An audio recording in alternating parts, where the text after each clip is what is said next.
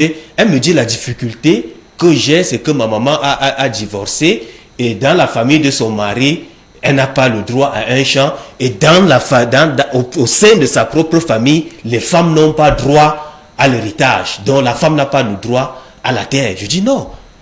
Chez nous en islam, c'est inadmissible. La femme a droit à un bien tout comme l'homme. Je ne sais pas sur la question d'héritage, d'avoir sa propriété, elle est au même niveau que l'homme.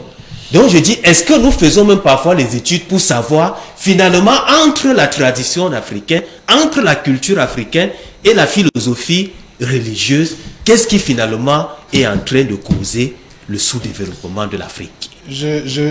Même si je peux prendre la parole, je vous réponds avec un élément que j'ai puisé dans votre argumentaire, parce que je ne maîtrise pas la culture bamoun, mais au moins ça rejoint ce que je disais tantôt. L'Afrique est communautaire, l'Afrique n'est pas individualiste. Parce que lorsque vous dites, pendant que la maman va faire 40 jours à terre, qui va s'occuper de ses enfants, je dis non. Quand le mari est décédé, ce n'est plus l'apanage, d'ailleurs même du vivant du mari dans le vécu africain, l'enfant appartient à la société, il n'appartient pas à la famille nucléaire. Et donc, si le mari est décédé, ce n'est pas l'apanage de la maman de s'occuper seule des enfants. Si votre culture a prévu qu'elle se prive de je ne sais pas quoi pendant 40 jours, c'est parce qu'il y a certainement un mécanisme qui est mis en place pour s'occuper des enfants et d'elle-même. Je le pense, sans maîtriser la culture, je connais au moins que nous sommes communautaristes. Mais je vais dire, aujourd'hui, il y a un syncrétisme, c'est-à-dire qu'on ne sait plus trop quelle est l'essence de notre tradition, parce qu'il y a un mélange avec des éléments de la religion. Vous avez dit à l'entame aujourd'hui que l'islam comporte des éléments de notre culture. Il y a un mélange, même dans l'expression, dans les langues locales, on appelle l'armoire kobot. En anglais, c'est pareil. Il y a un mélange.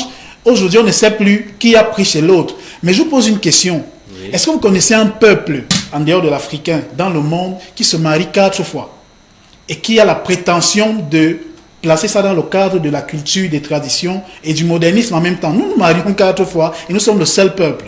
Nous sommes le peuple qui toquons à la porte. On dote, on se marie chez le maire et on se marie à l'église. Dites-moi notre peuple dans le monde entier qui opère ça. En fait, nous avons là 3 traditions. Le toqué porte et la dot, c'est nous. Ça, c'est le mariage africain. La version occidentale, c'est d'aller chez le maire. La version juive, c'est d'aller chez le prêtre. Et la version arabe, c'est d'aller chez l'imam. Nous sommes le seul peuple qui observons tous ces mariages et on a tendance à croire que nous sommes... on veut mettre ça dans la culture. Non, c'est le résultat d'une aliénation profonde. C'est-à-dire que si aujourd'hui vous avez juste fait la dot et vous dites que vous êtes marié, on va rire de vous. Le prêtre va vous dire que vous n'avez pas encore accompli. Le maire va vous dire que vous n'avez pas encore accompli. Pourtant, vous êtes en train d'accomplir les traditions des autres. C'est pour ça que je dis, il ne faut pas en vouloir à nos traditions aujourd'hui dans le monde qui se veut moderne. Parce que d'où on est parti jusqu'à aujourd'hui, il y a eu beaucoup de mutations. Si, pour revenir à l'histoire de la Bible, celle que je maîtrise mieux que la vôtre, certains chrétiens disent souvent, c'est le blanc qui nous a apporté le vêtement, la langue. Et moi, je leur prends les exemples dans leur livre culte, leur livre référence, qu'est la Bible. Dans la Bible, vous dites que le peuple israélien était captif en Égypte. C'est lui que Moïse venait délivrer. Et là, nous sommes avant Jésus. Ça veut dire que nous sommes plus de 2000, nous sommes même pas dans l'ère chrétien, dans cette histoire-là. Mais quand même, essayons de raisonner. Si le peuple d'Israël est captif en Égypte, alors que vous dites que c'est le blanc qui nous a apporté le vêtement, la langue, etc., mais c'est qu'en Égypte, il y a une armée. Et s'il y a une armée, c'est qu'il y a la médecine, parce que les militaires, quand ils se blessent, il faut les soigner. S'il y a la médecine, c'est qu'il y a l'éducation, parce qu'il faut former le médecin. S'il y a l'artisanat, il faut s'habiller. Ça veut dire qu'il y a une civilisation en Égypte, avant Jésus, avant la colonisation, avant le néocolonialisme. Comment, avec tout ça, des historiens ont la prétention de dire aujourd'hui que c'est le blanc qui nous a apporté le vêtement? Cet exemple, cette analogie pour dire que, même avec nos traditions, qui aujourd'hui vous paraissent perverses, il y a donc des éléments de perversion qui sont responsables de ce que vous considérez aujourd'hui comme étant n'importe quoi. Mais je veux dire que si on repart à la base, vous allez vous rendre compte que nous ne sommes pas parfaits, mais nous avons quand même porté le monde pendant des centaines, des milliers d'années, que le monde n'a pas connu de guerre mondiale. La première et la deuxième guerre mondiale arrivent quand même tout récemment. Si nous sommes là depuis 200 000 ans et qu'on n'a pas pensé nécessaire de créer l'arme, toutes ces puissances qui ont des armes aujourd'hui, demain il y a des puissances qui auront également des armes. Elles vont se rendre compte que l'arme ne sert plus à rien. Elles vont revenir chez nous au dialogue.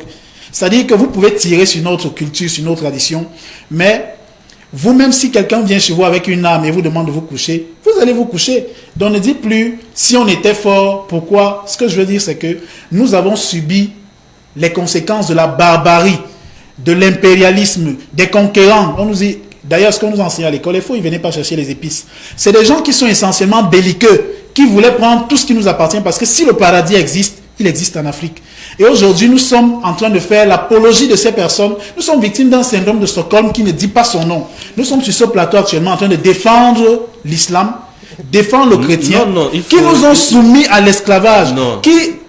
Et même si Thomas Béga n'est pas souvent d'accord avec son ami, c'est quand même le pape Nicolas V qui a béni l'esclavage africain à travers la bulle papale. Et je vous rappelle que cet esclavage a été béni dans l'église qui s'est brûlée en France. Ils ont béni l'esclavage parce qu'ils ont considéré que le noir est un être sans âme, semblable à un animal, et il faut non l'utiliser pour ses muscles. Et voilà que nous sommes devenus esclaves. Et aujourd'hui, les Noirs viennent revendiquer le christianisme comme étant la religion qui sauve. Monsieur Walter, cela vous engage. De quoi est-ce que Jésus nous a sauvés?